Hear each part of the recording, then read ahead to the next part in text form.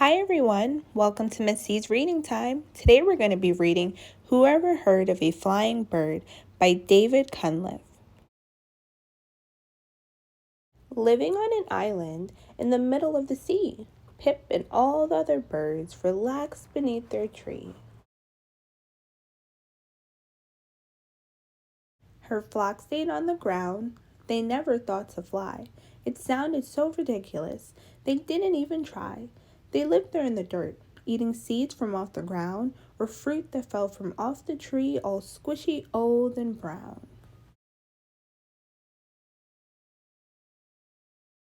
Island life was simple, and she lived a life of ease.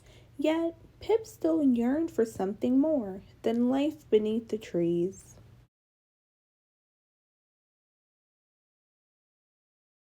Pip became determined to find a way up high. She had no clue what to do, but knew she had to try.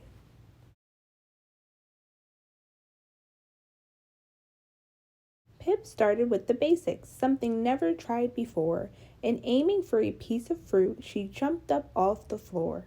Sadly, this was not enough. She missed it by a mile. The others chirped and laughed at her and taunted with a smile. Whoever heard of jumping birds that leap and bound around?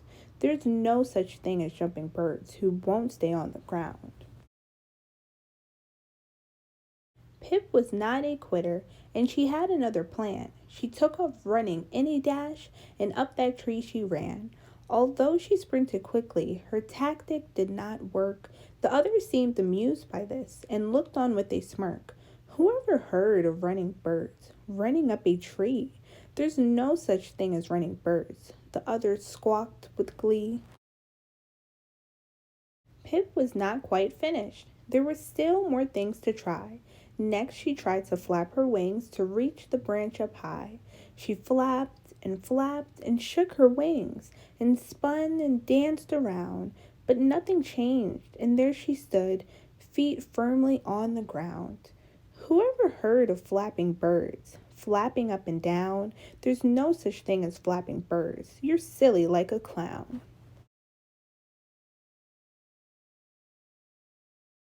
Pip had even more ideas. She tried to do them all, but every single thing she tried just ended in a fall.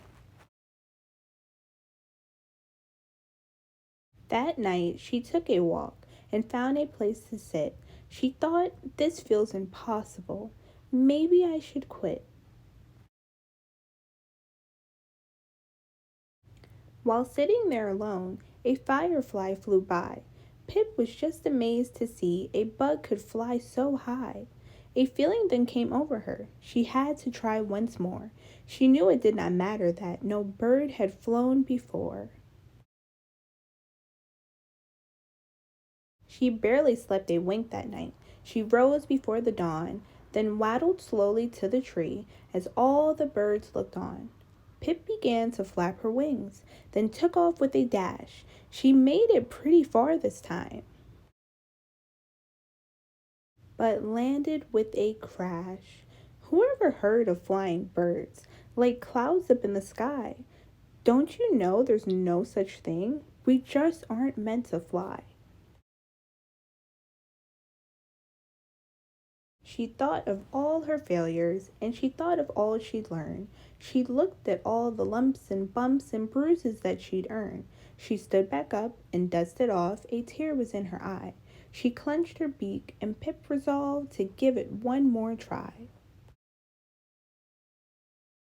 She focused on the fruit above. She breathed it in long and deep. She spread her feathered wings and ran, then took a giant leap. One said, "That's impossible. We aren't meant for flight." But Pip did fly. She reached the fruit and took a juicy bite.